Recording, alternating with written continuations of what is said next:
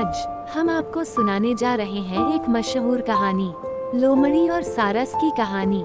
ये कहानी है एक चालाक लोमड़ी की, जो खुद को सबसे ज्यादा समझदार मानती थी, और एक शांत और समझदार सारस की, जिसने उसे जिंदगी की एक बहुत बड़ी सीख दी।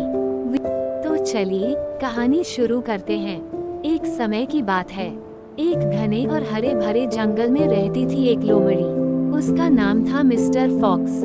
मिस्टर फॉक्स दो बातों के लिए पूरे जंगल में मशहूर था। पहली, वह बहुत चालाक था, और दूसरी, उसे अपने पड़ोसियों के साथ शरारत करना बहुत पसंद था। अगर उसकी शरारत से किसी को बुरा लगता था, तो उसे इसकी जरा भी परवाह नहीं होती थी। उसके लिए बस यही मायने रखता था कि वह खुद हंस रहा है या नहीं। एक दिन मिस्टर फॉक्स बहुत ऊब गया। वह जंगल में इधर उधर देखने लगा और सोचने लगा, आज किसके साथ शरारत की जाए। तभी उसकी नजर नदी के किनारे खड़े मिस्टर सारस पर पड़ी। मिस्टर सारस एक बहुत ही शालीन और शांत स्वभाव का पक्षी था। वह कभी किसी को परेशान नहीं करता था। लोमड़ी ने सारस की लंबी चोंच देखी और जोर जोर से हंसने लगा। तभी उसके दिमाग में एक शरारती योजना आई। ये सारस कितना गंभीर है, मैं आज इसे डिनर पर बुलाऊंगा, लेकिन ऐसा खाना दूंगा कि ये खा ही न पाए। वाह, कितना मजा आएगा। मिस्टर फॉक्स नदी के पास गया और नकली मुस्कान के साथ बोला, सुप्रभात मिस्टर सारस, आज आप बहुत अच्छे लग रहे हैं। सारस ने विनम्रता से जवाब दिया, ओह सुप्रभात मिस्टर फॉक्स, धन्यवाद। आप कैसे हैं? मैं बिल्कुल बढ़िया हूँ। सोच रहा था, हम पड़ोसी होते हुए भी कभी साथ समय नहीं बिताते।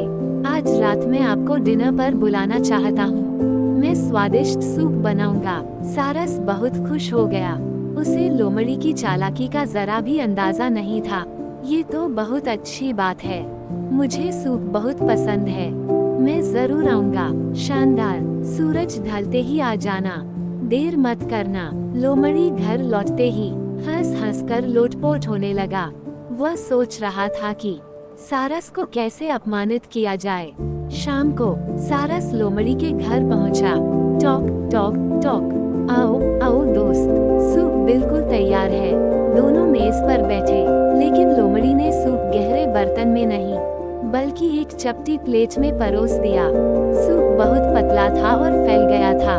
लो खाओ। सारस ने अपनी लंबी चोंच की ओर देखा, फिर प्लेट की ओर। उसने कोशिश की, टक टक टक, स्वर म्यूजिक, लेकिन वह एक बूंद भी नहीं पी सका। उधर लोमड़ी आराम से स्लर स्लर करते हुए सारा सूप पी गया। सूप अच्छा नहीं लगा क्या? लोमड़ी ने बनावटी मासूमियत से पूछा। सारस ने शांत स्वर में कहा, मैं कोशिश कर रहा हूँ, लेकिन मेरी चोंच बहुत लंबी है, मैं इस प्लेट से नहीं खा सकता। लोमड़ी मुस्कुराया और बोला, अरे ये तो बहुत दुख की बात है, तो फिर खाना बर्बाद क्यों करना। ये कहकर उसने सारस के हिस्से का सूप भी पी लिया। सारस चुपचाप सब देखता रहा। वह भूखा था, लेकिन उससे भी ज्यादा उसका दिल दुखा था। कुछ दिन बाद सारस फिर लोमड़ी के पास गया। मिस्टर फॉक्स, उस दिन के डिनर के लिए धन्यवाद। आज मैं आपको अपने घर डिनर पर बुलाना चाहता हूँ। लोमड़ी हैरान हुआ, लेकिन बहुत खुश भी हुआ। मुफ्त का खाना वह कभी मना नहीं करता था। शाम को लोमड़ी सारस के घर पहुँचा। खाने की खुशबू से उसके मुंह में पानी आ गया, लेकिन सारस ने खाना परोसा, लंबे और पतले जार में। सारस अपनी लंबी चोंच से आसानी से खाने लगा, और लोमड़ी, वह जितनी कोशिश करता, खाना छू भी नहीं पाता। आखिरकार सारस ने शांत स्वर में कहा, जिस तरह आपके घर मैं खाना नहीं खा पाया था, आज आप भी वैसे ही नहीं खा पा रहे हैं। अब समझ आ रहा है कैसा लगता है। लोमड़ी ने शर्म से सिर झुका लिया और बोला, मैंने बहुत बड़ी गलती की, मुझे सच में बहुत अफसोस है। उस दिन के बाद लोमड़ी ने कभी किसी के साथ बुरा मजाक नहीं किया।